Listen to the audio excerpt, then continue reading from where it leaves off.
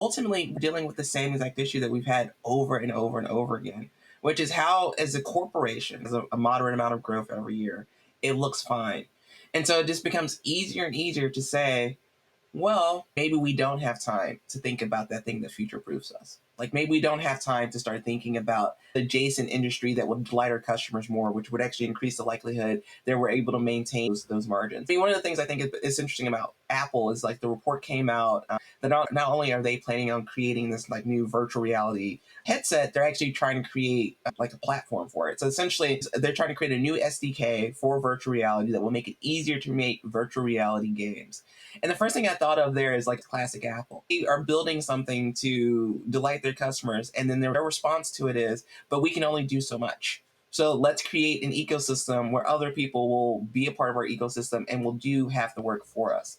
And there's something that's interesting about that for me, because like App Store was the first App Store, right? It completely changed the way that we actually use all technology products. Every single place is like, oh, well, this is actually an app. The website you look at, there's a bunch of apps behind that actually powers that make it exist. And that's because that first ecosystem existed. The point is, this is a leadership issue. It's a crisis of leadership more so than it is of whether you need to redefine these different terms of what innovation looks like. That's a disconnect. So the question becomes not whether innovation is important or that should we be investing in innovation. It's how do we as leaders of organizations create a circumstance that great innovation can happen.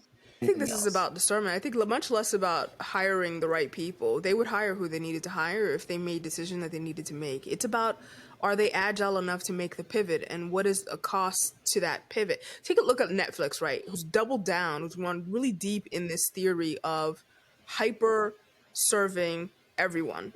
So many niche slices of segments of content that they make that they just create a lot of content. How are they going to switch and be like an HBO? It totally changes everybody's role there, how they do business. Going back to this Clayton Christensen innovator's dilemma, you have Google up against OpenAI. Do they release their own large language model and compete in that way? It could fundamentally change the way that they do business. These are real questions that companies have to ask. We're talking about like really existential questions. Do we change the way we do business? And they may not be incentivized to do that, because if they were, they would hire the right people. I think there's something so much again in this and that. You're thinking through, first off, I think innovation has it's seasonal, right? There's seasonality that's built into that specific thing. And we're seeing it right now, right? So many of these big tech companies are now laying off specific innovation areas. And I believe that the people that are remaining from those innovation areas are going to be redirected, and you'll start to see optimizations coming out of core products. That's how you use that brain in a meaningful way. So I just want to throw out that I think that the leadership, right? If you think about Netflix, it occurs to me that when they were like, hey, so it looks like our stock price is going down, our earnings are suffering, what do we do? They went right up to an operator and they were like, what could we do operationally to start increasing our revenue? And that operator was like, well, why don't we just stop people from sharing passwords? And they were like, ding, ding, ding, because it goes against our term of use anyway. It's something that we were doing nicely anyway, and it will increase our revenue potentially, and we'll offer different subscription tiers.